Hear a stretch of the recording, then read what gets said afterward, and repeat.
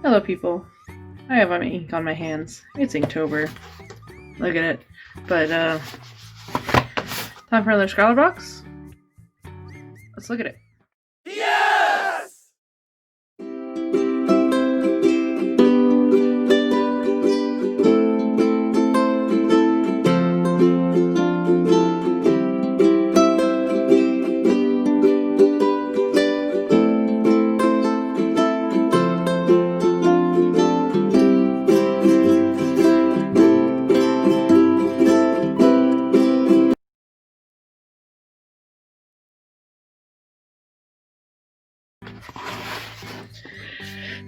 I admit I need an Inktober break. Yes, I do. It's gonna be Inktober stuff again, watch. Well, we got a Posca.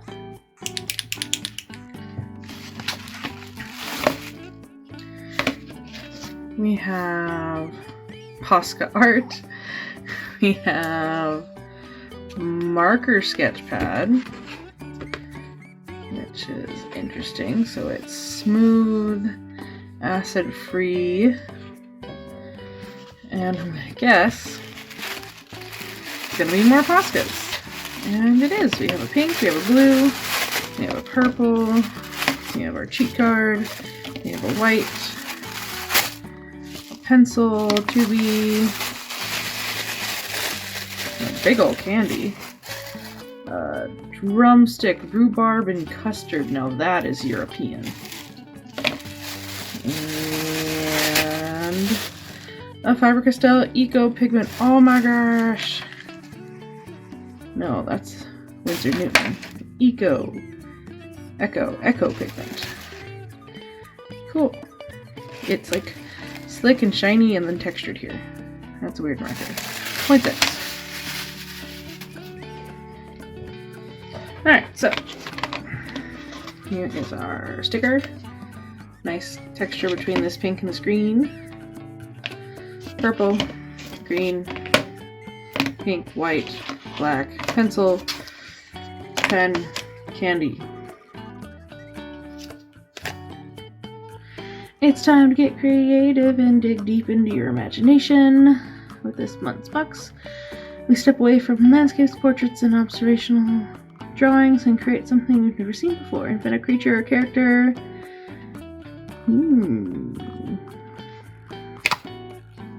Character creation. Woo! I haven't done this in a while. This will be fun. Real quick, let's take a look at our print. SP0, illustrator and street artist based in Bristol, UK. Often promotes Uniball and Posca stuff. There's the thingamajig. And our zine. There's our stuff. There's this guy's art.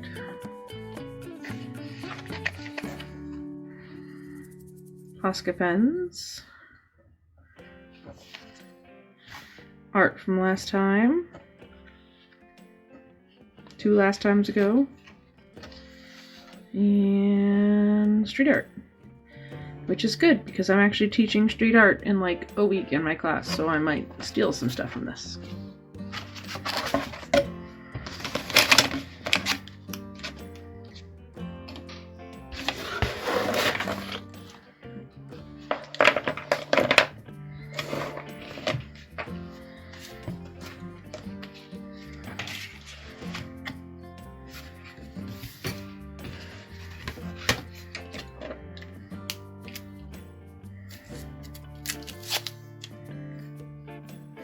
Cool, we got so many Poscas, because Poscas are dang expensive. At least here in Sweden.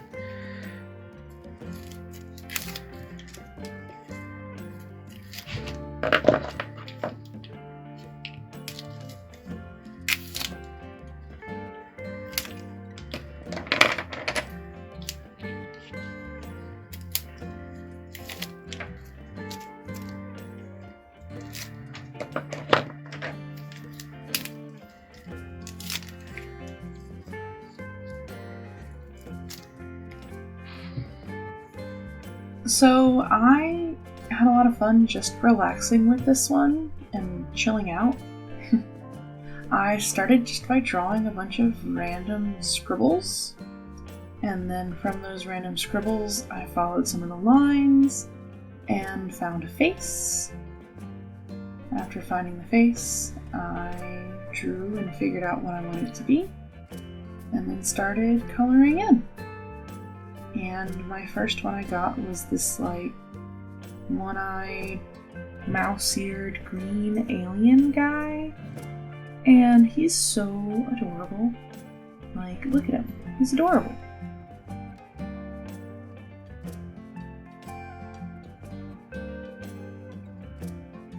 This color palette was an interesting one. Green, pink, and purple. And very cool tones. Even the pink was a pretty cool pink. So there's not a ton of contrast. Even the darknesses are like the same tonally. I did try doing a little bit of blending on this paper. I've done Poscas before, but I've always done it on watercolor paper. And it pills up. And this is supposed to be kind of like a heavy marker paper. And I was shocked. Shocked, I tell you, that it held up to the Posca pens. And I mean, they were a little streaky on it, but they're going to be streaky on almost anything. But yeah, they dried quickly and did not pill the paper, like, at all. So people all over the world who play with Posca pens have always been trying to figure out the correct type of paper to use with them. And apparently, SCRAWLRBOX is letting us know this time around. Anyway, this guy is cute. Very alien-y. I wanted to do the lining in purple, but then I realized again, like I said, the tones aren't that different. So I went over it in parts of black, and then added some random hatching details.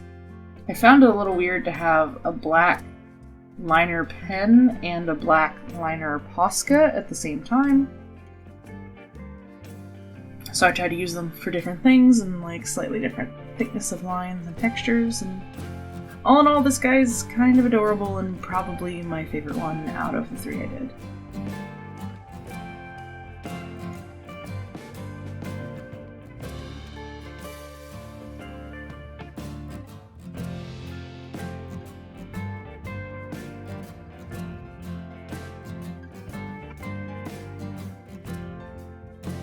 The next one is terrifying and properly in time for Halloween, because as I did this scribble, I saw a demonic clown with a lumpy head. So that's what I drew. This Posca themed box actually did not come with an eraser, and I actually decided to challenge myself to not use an eraser, so to go over some of the stray lines in this one I actually used the white Posca. So that happened. And it added to like a really interesting texture because the Posca pen white was a lot warmer of a white than the paper, so like if you look super closely you can see it. Again, the color tones being so similar, I had to be careful on how I use them and where I use them. I tried to evenly space out the locations of the colors, have the red nose stand out over other colors. And yeah, this thing creeps me out, and it's definitely going to go in a drawer where I don't have to look at it. But it's also incredibly reminiscent of like how I drew as a kid. Bonus with like my new knowledge now, which I kind of love, and the third one that I did is exactly how I drew as a kid. But there's just something fun about kind of going back to your most basic design ideas. I mean, at this point I hated the clown, and I thought it was a horrible drawing, and I was going to like get rid of it, because not only was it creepy, but like the quality was poop. But I started to like it more as I added random like spots of color and more shading, and basically got into it a lot more with the different tones. And it surprisingly goes with the alien pretty well, even though it's humanoid and creepy. What even are these, like, laser beam monster eyes?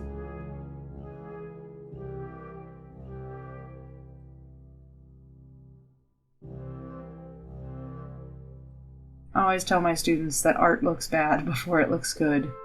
And I'm not sure if this clown looks particularly good, but it looks better than it did before, I think. The rainbow-colored pockmarks really help bring it together, and good old thicker outlines around the edges, like Jazza used to always say, you know, gives it some more weight.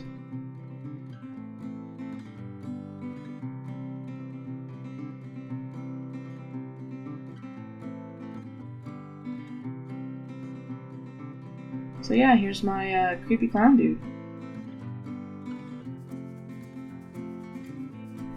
Now this last one isn't good art. Like, it's not. It's probably the lowest quality of them all. But it looks exactly like how I used to draw things as a kid. Like, right out of one of my classic sketchbooks. And it really makes me want to go back and kind of redraw this creature more realistically, or, you know, less stylized. Because, you know, the idea is cute, and like I said, it is spot on exactly how I drew when I was like 12. So part of me wonders if scribble art kind of makes you go back to your most basic basics? Maybe? I don't know.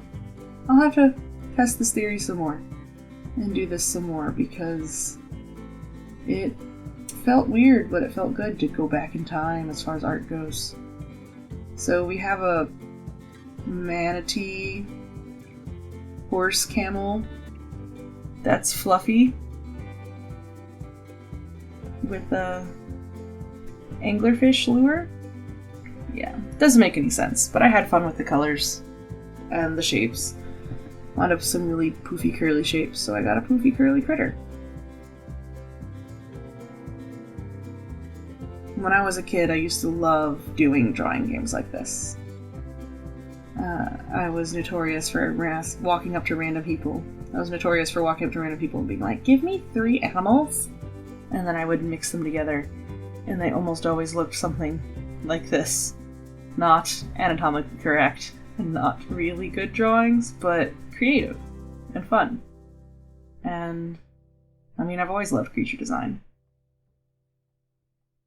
And like I said, I kind of want to go back and give this guy another shot, because it could be adorable, like seahorse, manatee, fluff monster.